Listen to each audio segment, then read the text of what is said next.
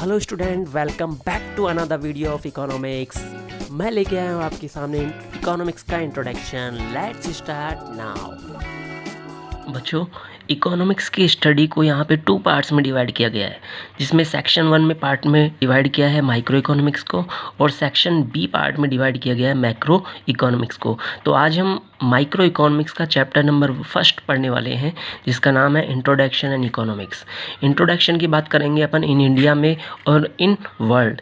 ठीक है, दोनों कंडीशंस में अपन यहाँ पे इंट्रोडक्शन देखेंगे इकोनॉमिक्स का क्या रहा है। यानी पहले एंशिएंट जो टाइम था उस समय इंडिया में जो है इकोनॉमिक्स की क्या कंडीशंस थी। ठीक है बच्चों, ओके स्टार्ट करते हैं। बात करते हैं सबसे पहले ह्यूमन सिविलाइजेशंस की। ह्यूमन सिविलाइजेशन जब था तो उस समय हंटिंग विशेष पर्पज़ था। ह्यूमन का विशेष पर्पज़ क्या था? हंटिंग के माध्यम से वो व्यक्ति लोग जो थे वो क्या करते थे, अपना जीवन यापन करते थे। यानी man has depended on livelihood. यानी मेन जो पर्पज़ था उनका हंटिंग के माध्यम से जो भी एनिमल्स का वो शिकार करते थे, हंटिंग करते थे, उसी के माध्यम से अपना लाइवलीहुड चलाते थे। इसके बाद आफ्टर समटाइम्स कुछ some conditions are increases in country. 2000 first is agriculture जो है वो भी होने लगा देश में, यानी कि क्रॉप्स वगैरह प्रोडक्शन होने लगी। क्रॉप्स के साथ साथ एनिमल्स हस्बेंड्री का भी जो है मुख्य ऑक्यूपेशन स्टार्ट हुआ। तो वहाँ पे ह्यूमंस जो डिपेंड होने लगे, एग्रीकल्चर पे भी डिपेंड होने लगे, और कुछ ह्यूमंस जो थे वो एनिमल्स हस्बेंड्री में जुड़ने लग गए। तो यहाँ पे the main means of livelihood बनने लग गया क्या? एग्रीकल्चर और एनिमल हस्बेंड्री। इसके अलावा बात करें आफ्टर इंडस्ट्रियल रिवॉल्यूशन, यानी कि जब इंडस्ट्रीज डेवलप हुई देश में, तो उसके बाद क्या कंडीशन हुई? उसके बाद इंडस्ट्रियाँ डेवलप होने के बाद जो है ट्रेड इंक्रीज होने लगा देश में। ट्रेड के साथ कमर्शियल एक्टिविटीज़, बैंकिंग, इंश्योरेंस, है ना, डिस्ट्रीब्यूशंस, रिवेन्यूज़ और सेविंग्स जैसी एक्टिविटीज़, इकोनॉमिक एक्टिविटीज़ इंक्रीज होने लग गई। हैव डिपेंडेड इन लाइवलीहुड, यानी जो आर्थिक क्रियाएं बढ़ने लगी देश में, इकोनॉमिक एक्टिविटीज़ जिन पर भी लोग जो हैं ह्यूमंस जो हैं डिपेंड होने लगे थे, वो भी जो है एक इनकम का स्रोत बनने लगी थी। Commercial activities have been become source of income and employment for most of the people. ठीक है, काफ़ी अधिक लोगों की जो है, काफ़ी सारे लोगों की जो है आय का स्रोत बना और रोजगार का स्रोत बना एग्रीकल्चर और ट्रेड, कमर्शियल एक्टिविटीज़ के माध्यम से। ठीक है, we find mention of word economics in Indian ancient book. यानी इकोनॉमिक्स जो वर्ड है उसका देखा जाता है कि पहले की एंशिएंट बुक्स में इसका उल्लेख मिलता है, यानी इसके इकोनॉमिक्स के बारे में पढ़ा जाता है एंशिएंट बुक्स में। राइट, एक बुक्स है, एंशिएंट बुक्स है, जिसमें लिखा गया है कृषि पालन पाल्य वाणिज्यम च वार्ता। कृषि पालन पाल्यम वाणिज्य च वार्ता, ये एक एंशिएंट बुक का एक कथन है, एक तरह से सेंटेंस है।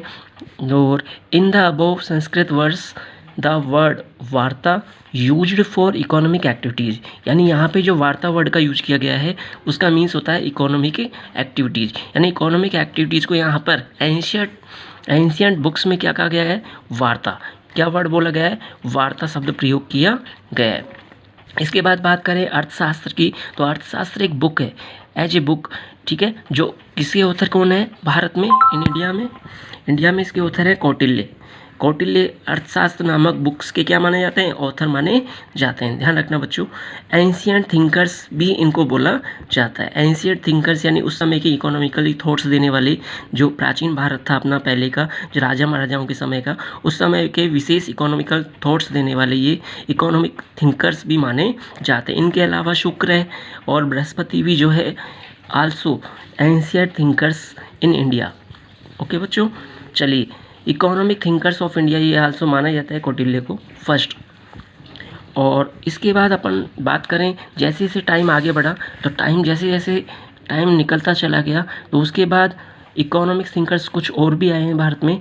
बिफोर इंडिपेंडेंस की बात करें तो बिफोर इंडिपेंडेंस इकोनॉमिक थिंकर्स की बात करें तो दादा भाई नौरोजी, गोविंद रानडे, रमेश चंद्र दत्त, एम.एन. रॉय, जी.के. गोखले, यानी गोपाल कृष्ण गोखले, ये वो व्यक्ति हैं जो बिफोर इंडिपेंडेंस जिन्होंने इकोनॉमिकली थॉट प्रस्तुत किए हैं इंडिया में। इसकी बात करें आफ्टर इंडिपेंडेंस जो इकोनॉमिकली थॉट्स दिए हैं उसमें महात्मा गांधी का नाम आता है, पंडित जवाहरलाल नेहरू, प्रोफेसर जे.के. मेहता, जिनकी स्टडी आपने 11th क्लास में की थी, और इन्होंने इकोनॉमिक्स की डेफिनेशंस भी दी है, वांटलेसनेस डेफिनेशन, राइट। ओके, आगे नेक्स्ट जो इकोनॉमिक थिंकर्स हैं, पंडित दीनदयाल उपाध्याय, डी उपाध्याय, जिनको अपन ने 11th क्लास में स्टडी की थी, ठीक है। और Amartya Sen, first Nobel prize विजेता, फर्स्ट नोबेल प्राइज़ मिला था इन इकोनॉमिक्स के क्षेत्र में, इकोनॉमिक्स के क्षेत्र में किसको? अमर्त्य सेन को। आल्सो भी प्रोमिनेंट, यानी ये सारे जो हैं थिंकर्स हैं, इकोनॉमिकली थिंकर्स हैं, जिन्होंने रोल प्ले किया है आफ्टर इंडिपेंडेंस। ओके बच्चों, चलिए वर्ल्ड लेवल पे इंट्रोडक्शन देखते हैं इकोनॉमिक्स का। इकोनॉमिक्स की बात करें तो economics was driven from Greek word that is economia. This word means our household management, घर गृहस्थी संभालना, यानी कि मैनेजमेंट करना, ठीक है।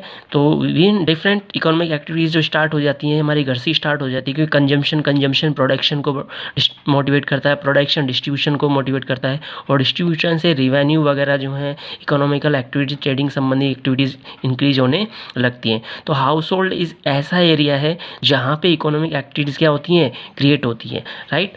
इसके बाद अपन आगे बढ़ते हैं, और who is the person of first time in use in economics word, that is was father of economics in economics, Professor Adam Smith, that is called as father of economics, the first man of in the use of economics word, right।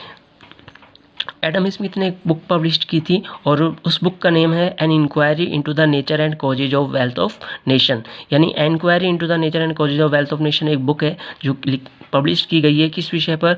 Subject पर, economics पर publish की गई है। और कब publish की गई है? ये कब की गई है? 1776 में, जो डिफाइन करती है किसको? इकोनॉमिक्स को। यानी economics is a science, study of science of wealth, यानी कि इकोनॉमिक्स एक वेल्थ की डेफिनेशन की क्या करती है? स्टडी प्रदान करती है। हेलो बच्चों, ये टॉपिक आपको कैसा लगा बताना मत भूलिएगा, और शेयर करना, लाइक करना मत भूलिएगा। ज़्यादा से ज़्यादा शेयर करें, लाइक करें और सब्सक्राइब करें। अगला टॉपिक हम जल्द आपके सामने लेकर आएंगे। तब तक के लिए keep watching, till then bye.